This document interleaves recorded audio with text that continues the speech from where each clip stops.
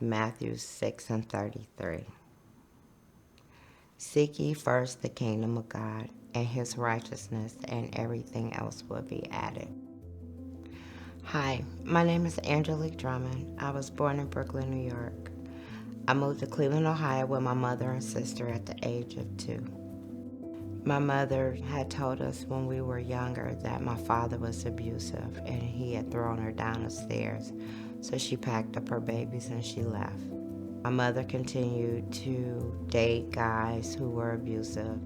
The behaviors and patterns was the same. So me and my sister basically was home alone by ourselves, and it left my sister to have to babysit her baby sister.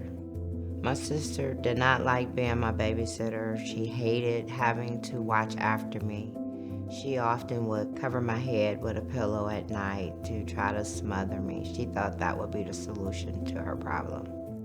At the age of 4, me and my sister was taking piano lessons, and the piano teacher's nephew began to touch me. He often would take me upstairs when no one was around. And I had no understanding. I just knew I felt uncomfortable. I knew what he was doing was wrong. I was afraid, confused. I was mad. I knew I couldn't tell anyone.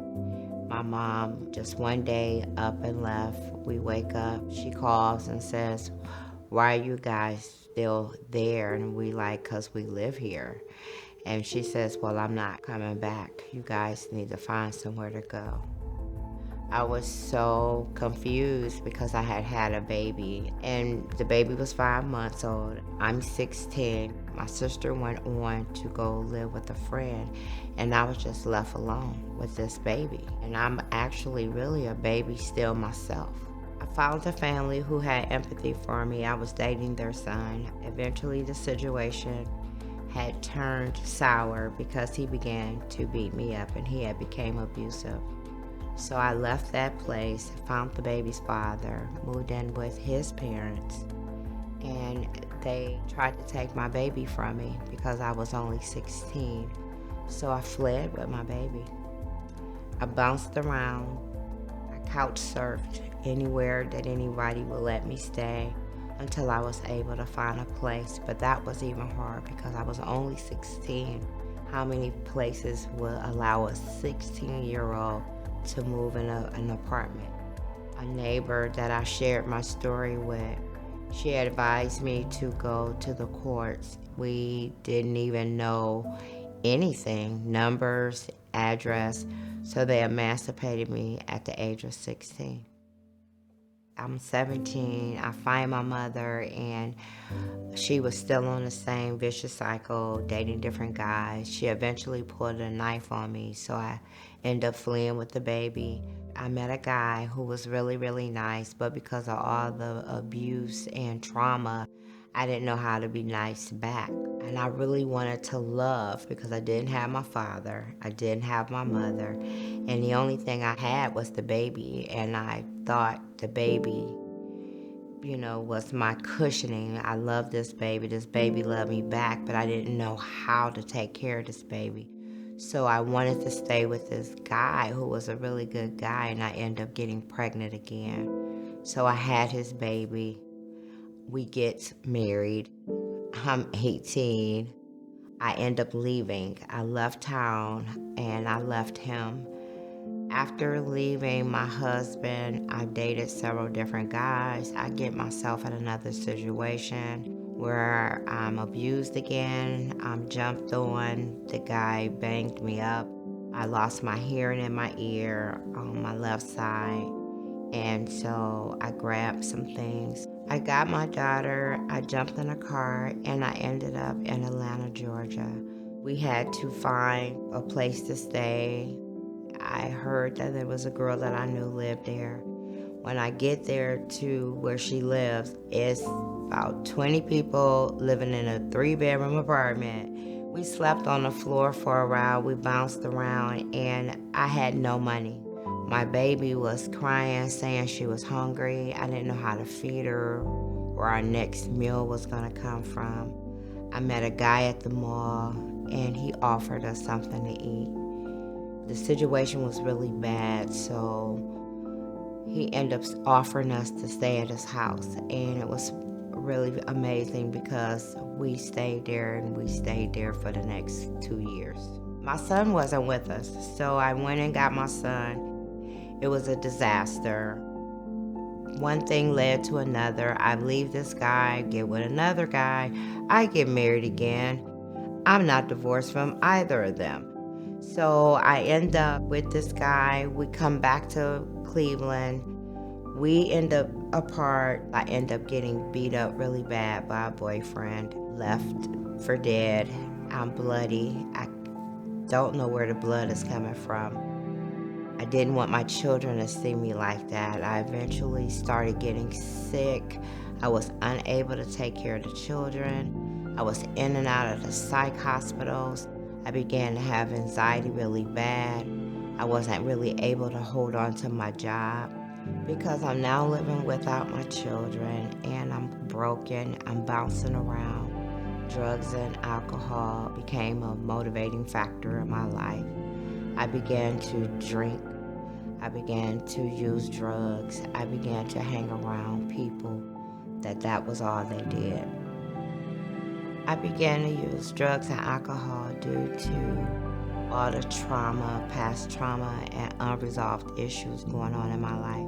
I didn't want to feel anymore. I didn't want to feel the pain, and drinking made it go away. One day I met a guy, we hung out, but when I was getting an apartment and I said I wanted to go, he told me I couldn't. I was trapped in a situation for around about 5 months. I was missing, I was devastated. Nobody had reported me missing. There was drugs, prostitution, human trafficking. It was a ring of people staying in a hotel. During the time of my abduction, there was multiple drugs: alcohol, marijuana, cocaine, heroin, pills, PCP, you name it, we were doing it.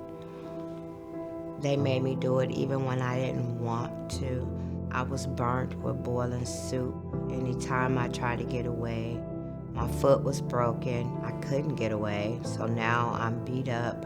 After months going by without eating, just doing drugs and alcohol on a daily basis, eventually I began to befriend him so that the beatings would slow down. I told him I was pregnant, couldn't have any children.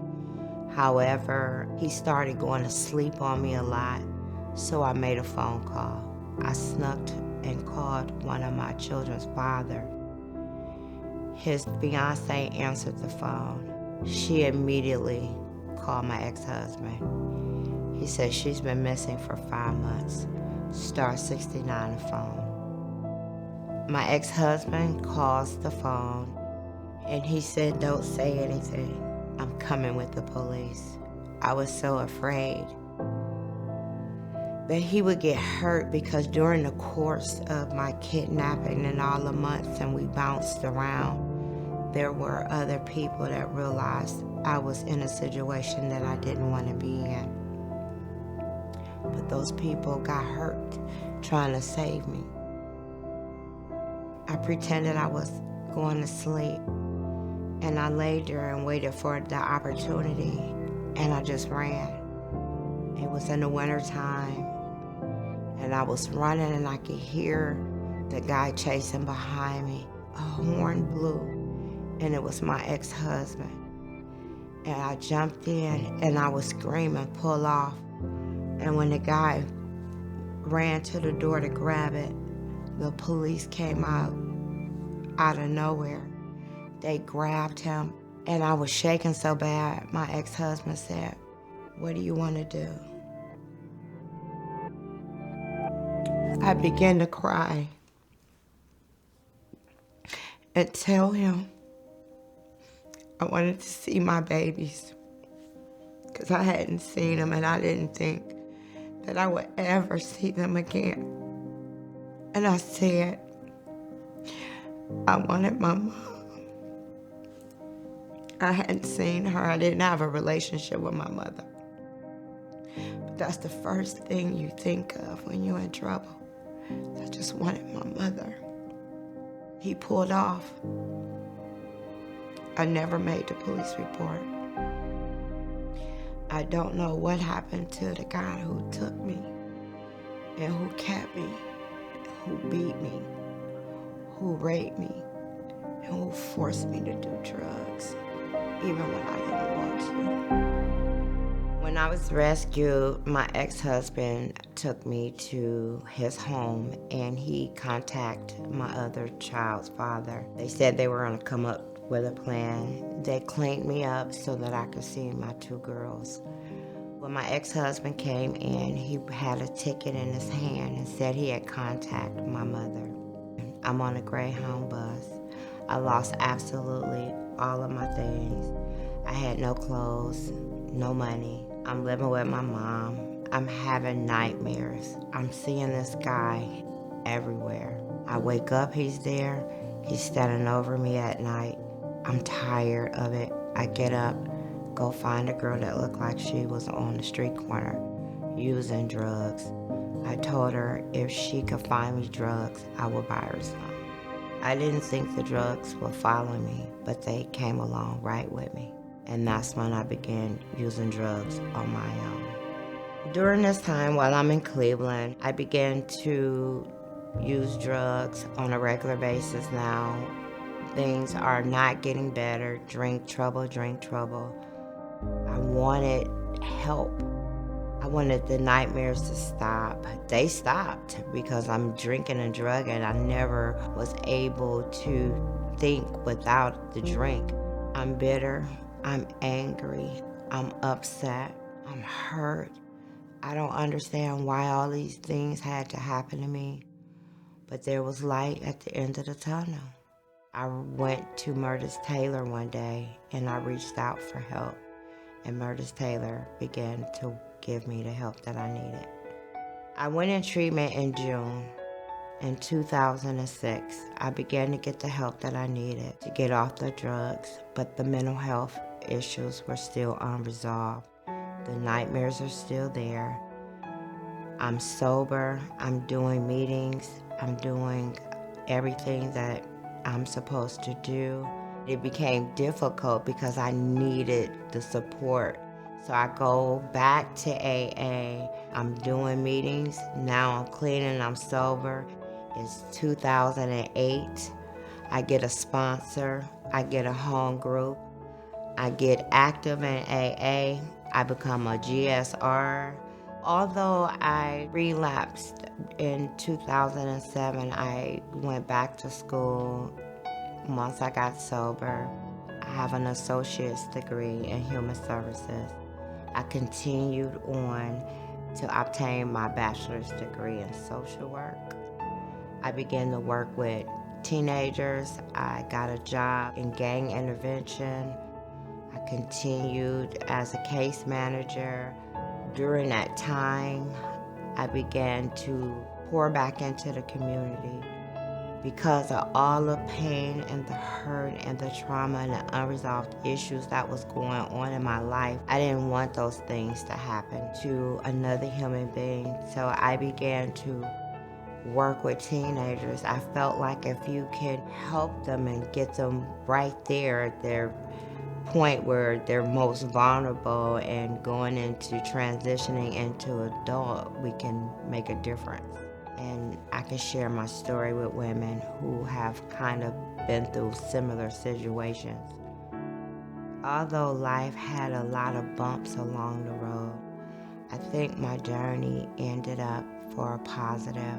I minister to women. I feed the homeless. I go into nursing homes and bring a word to them. So I've turned my story around.